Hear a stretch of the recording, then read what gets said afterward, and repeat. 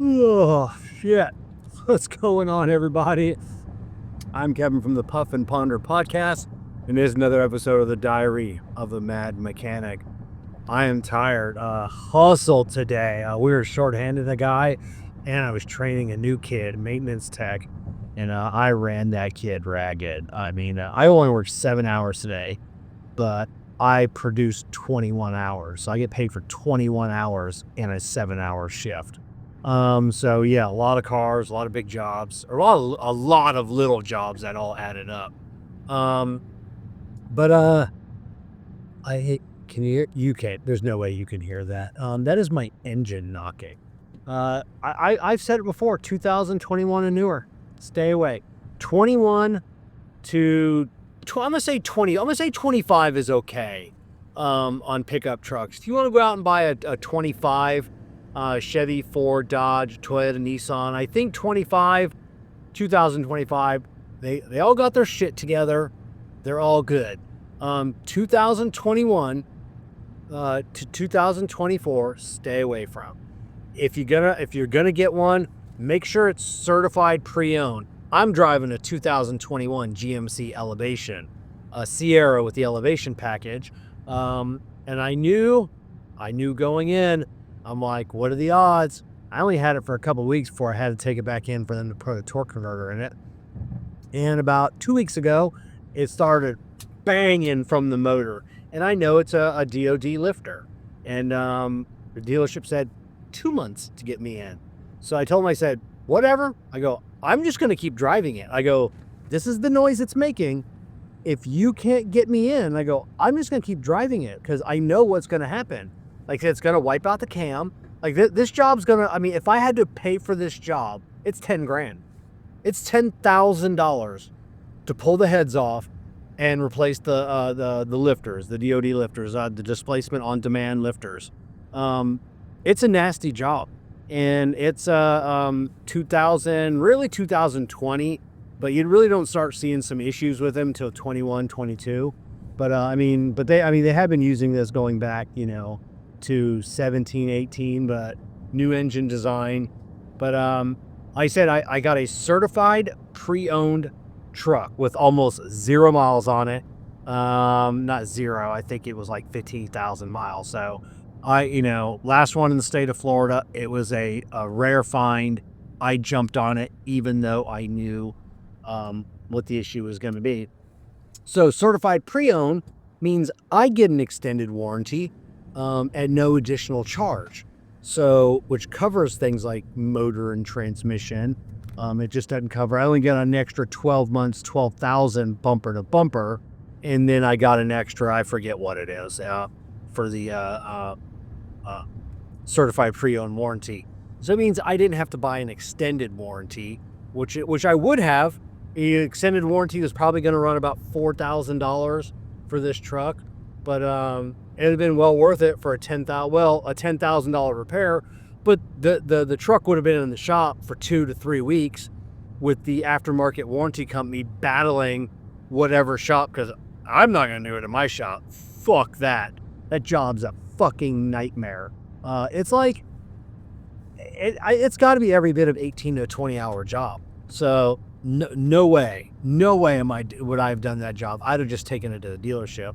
Where they have the expertise to do it. But the aftermarket warranty company would have just fought with the dealership for 2 weeks. Well, we're not going to pay for this. We're not going to pay for that. This technically didn't break. Like, you got to replace all the bolts. GM recommends you replacing the bolts. The aftermarket warranty company says, well, we don't pay for bolts. That they don't.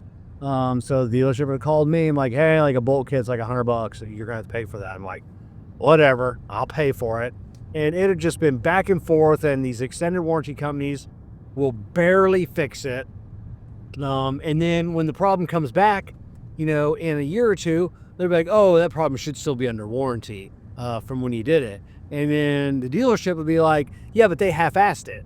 They didn't replace everything, so we're not going to cover it because the aftermarket company half-assed it, should have done the job the first time. They didn't want to pay for it. And then that'll go back and forth. So just an absolute nightmare. You want to know the best? 2019. God. I'm gonna say 2018. We can squeeze a few cars in on 19, but so let's say what 2018 was the last good year. Think about that. 2018, 19, 20, 21, 22, 23, all of 24, because it's 25. So a full 6 years it's been since any manufacturer has produced a vehicle that I would recommend, and most technicians as well. It's fucking mind-boggling. I had 3. No, was it 3 or was it 4? Oh, 4, because one got wrecked. Total 4 2017s, and my last 2017 was an early, so I got the 2018 engine and transmission that was on my GMC Acadia. But yeah, 4 2017 vehicles, and just because they're rock solid. But yeah, 2018, like I said, we'll go maybe squeeze in some 2019s.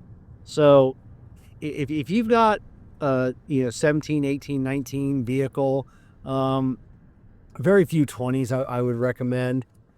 Early models before COVID shut everything down, you can go with those, but keep them 25, but it's going to be another year. It's going to be 2026 before the 25s are going to come down in price, but because they're dropping the prices right now. 24s, 23s, and these pickup trucks, you can have them for like a song, but you better make sure you got a certified pre-owned, so that warranty is the dealership.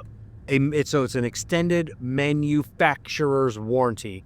If not, keep riding what you have, and wait until 27, and then when the 25s, are really, and by then we'll know if there were any issues in 25, which it's not looking like everybody's got their shit together, making some changes to motors, transmissions.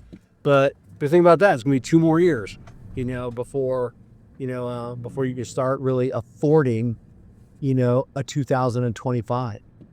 Mind-boggling, isn't it? It's absolutely mind-boggling. So keep riding your used vehicle. Just keep it going. Don't pay these outrageous prices.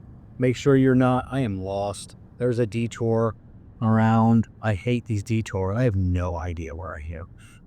I know this road will take me somewhere near my house. So if you've ever watched the I Type That Cigar Show or the Puff and Ponder podcast, and people start talking about things, I have zero sense of direction.